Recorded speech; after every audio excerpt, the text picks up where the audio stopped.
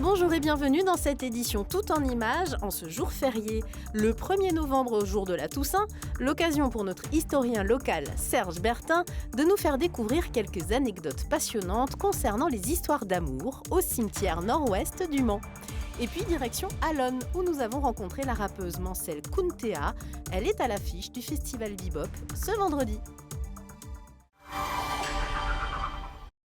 Une information emploi pour commencer ce journal. La région des Pays de la Loire recherche 400 conducteurs de cars pour assurer, notamment sur les lignes interurbaines Allez-Hop et les transports scolaires. Des formations qualifiantes existent, financées à 100% par la FNTV ou Fédération nationale de transport de voyageurs et les collectivités. Retrouvez toutes les informations et les offres d'emploi sur le site piloté par la région 400conducteurs.paysdelaloire.fr. Le cimetière de l'Ouest aux couleurs des chrysanthèmes. Tradition respectée, comme chaque 1er novembre, les Manceaux prennent soin de l'endroit où reposent leurs proches. Mais pour Serge Bertin, la promenade dans ces allées, c'est avant tout une occasion de remonter le temps. C'était une cantatrice qui s'appelait Marie Olivier, cantatrice de l'opéra.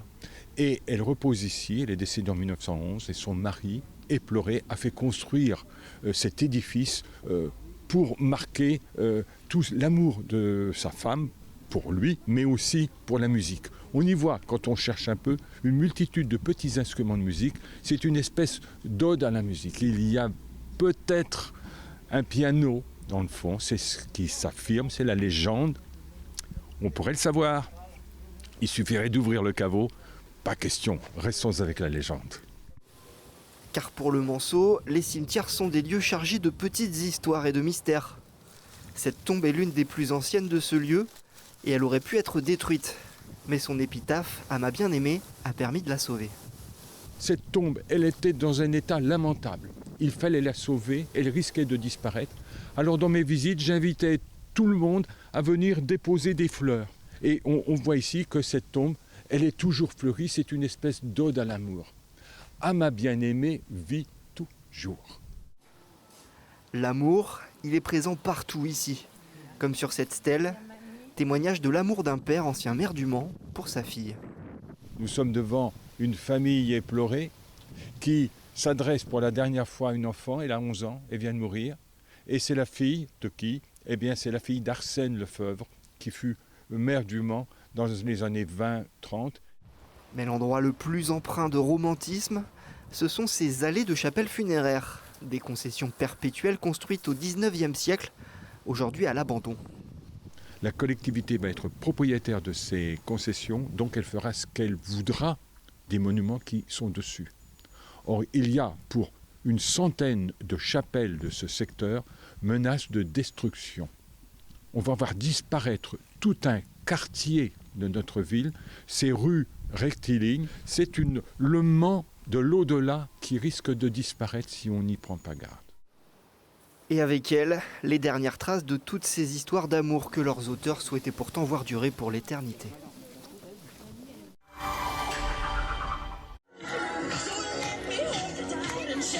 Ce lundi, nous vous avons montré quelques préparatifs d'une fête monstre organisée à Saint-Côme-en-Véré.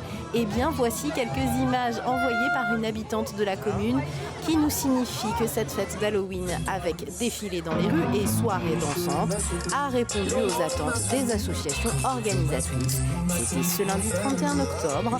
Un grand bravo à tous.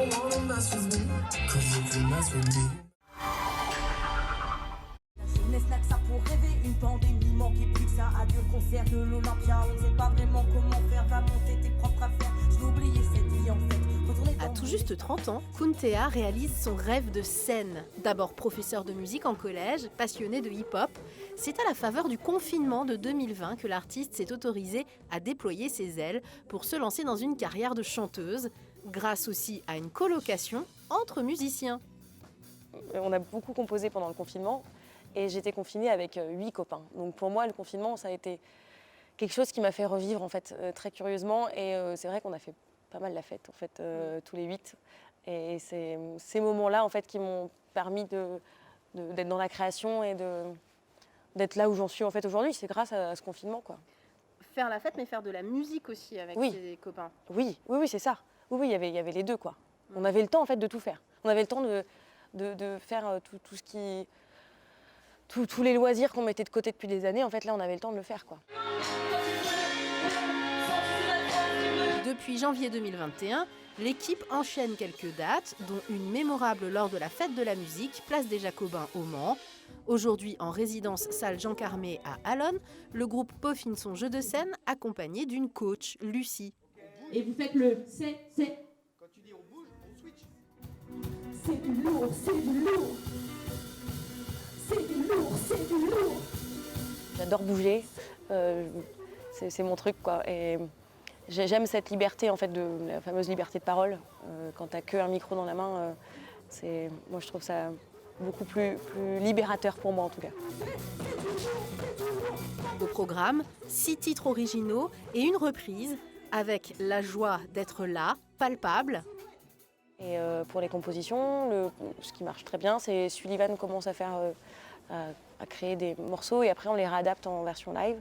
Et les textes, par contre, sont de moi. Et donc les compositions, c'est autour de la vie que je vis. Je parle de mes amies filles, de ma bande de filles, de ma maman, de mes soirées, de plein de choses très personnelles.